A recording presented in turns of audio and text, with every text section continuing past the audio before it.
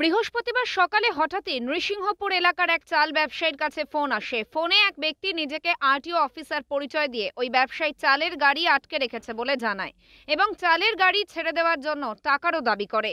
এরপরে ওই ব্যবসায়ী কিছু টাকা দেন গাড়ি ছাড়ানোর জন্য, কিন্তু কিছুক্ষণ পরেই সন্দেহ হয় ওই চাল ব্যবসায়ী। পরবর্তীকালে অভিযুক্ত যখন মোটরসাইকেল নিয়ে ঘটনাস্থল ছেড়ে যাচ্ছিলেন তখন তাকে দাঁড় করায় ওই চাল ব্যবসায়ী। এরপরেই জিজ্ঞাসাবাদ করার পরে ওই যুবকের কথায় অসঙ্গতি পাওয়া যায় এবং মিথ্যা পরিচয় দিয়ে টাকা চাওয়ার কথা স্বীকার করে নেয় ওই ধৃত যুবক। আমার পাশে ছিল, ও বলেছিল, আমিও বলেছিলাম। বলেছিলেন ফোনে আরটিও অফিসার। আপনার নাম কি? আমার নাম সুশান্ত দেবনাথ। কোথায় বাড়ি আপনার? আমার নবদ্বীপ শেষ বর্ধমান জেলা পড়ে। আমাদের বাড়ি নবদ্বীপ শেষ বর্ধমান জেলা পড়ে।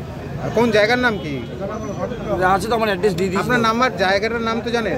জাহান্নগর। হ্যাঁ, জাহান্নগর বাদশালা। এখানে লোকজন ধরেছে আপনাকে? হ্যাঁ, এখানে আমাকে ধরেছে। তাহলে আপনি এরকম এর আগেও করেছেন? না, আমি এখানে থাকি না তো।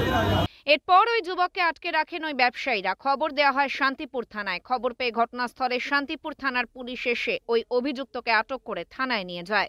এই মোটর ভ্যানেতে টাকা তুলছিল। কি বলছিল? আইটিআর অফিসার উনি। আর আরটিও অফিসার বলেছে অফিসার না দিলে কেস দিয়ে দেবে। এরকম টাকা তুলেছে? হ্যাঁ, টাকা 1000 টাকা তুলেছে। কাদের কাছ থেকে? আপনাদের? আমাদের কাছে টাকাগুলো তুলেছে। আপনি কি মোটর ভ্যান চালক? মোটর ভ্যান চালাই। হ্যাঁ, কি চাইছেন কি? ওকে সাজা হোক।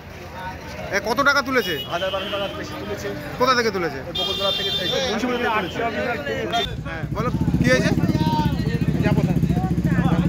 হ্যাঁ, টাকা তুলেছে। মুন্সিপুল থেকে।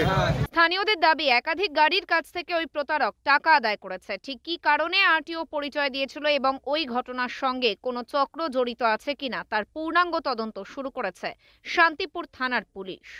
নদিয়া থেকে নিলয় ভট্টাচার্য, ওঙ্কার বাংলা।